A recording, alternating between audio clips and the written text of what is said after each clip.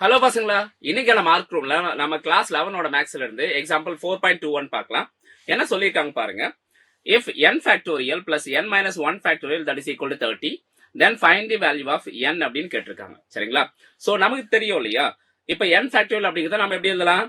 n into n minus 1 factorial அப்படின்னு நம்ம எழுதலாம். எக்ஸாம்பிள் 5 factorial வந்து நம்ம எப்படி எழுதுவோம்? 5 into 4 factorial அப்படின்னு எழுதுவோம். அதே போலதான் n factorial நம்ம n into n minus 1 factorial அப்படின்னு எழுதுவோம். சோ இந்த क्वेश्चनல என்ன டேட்டா கொடுத்திருக்காங்க பாருங்க, அதை காப்பி பண்ணிக்கலாம். n factorial plus n minus 1 factorial that is equal to 30. கரெக்ட்டா? சோ இப்போ இந்த n factorialக்கு பதிலா நம்ம என்ன ரீப்ளேஸ் பண்ணிக்கலாம்? இந்த n into n minus 1 factorial இருக்கு இல்லையா, அதை வந்து ரீப்ளேஸ் பண்ணிக்கலாம். சரிங்களா? சோ ரீப்ளேஸ் பண்ணுங்க. என்ன வருது பாருங்க. n into n minus 1 factorial plus n minus 1 factorial that is equal to 30. So இந்த 30 வந்து நம்ம எப்படி ஃபேக்டரைஸ் பண்ணிக்கலாம் பாருங்க.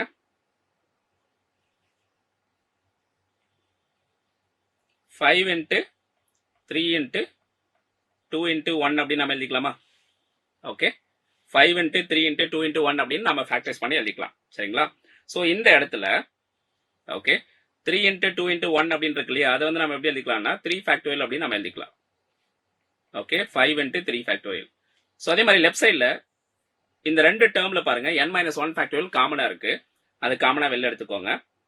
வெளில எடுத்தா என்ன வரும்? n minus 1 factorial காமனா வெளில வந்துருச்சு. அப்போ பிராக்கெட்டுக்குள்ள என்ன இருக்கும்? ரிமைனிங் n plus 1 அப்படிங்கிறது பிராக்கெட்டுக்குள்ள ரிமைனிங் இருக்கும்.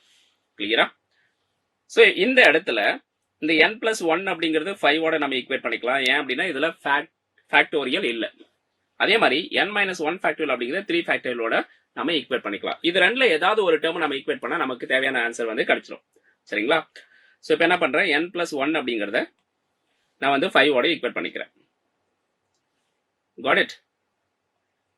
n plus 1 that is equal to 5. அப்ப n க்கான வேல்யூ என்ன?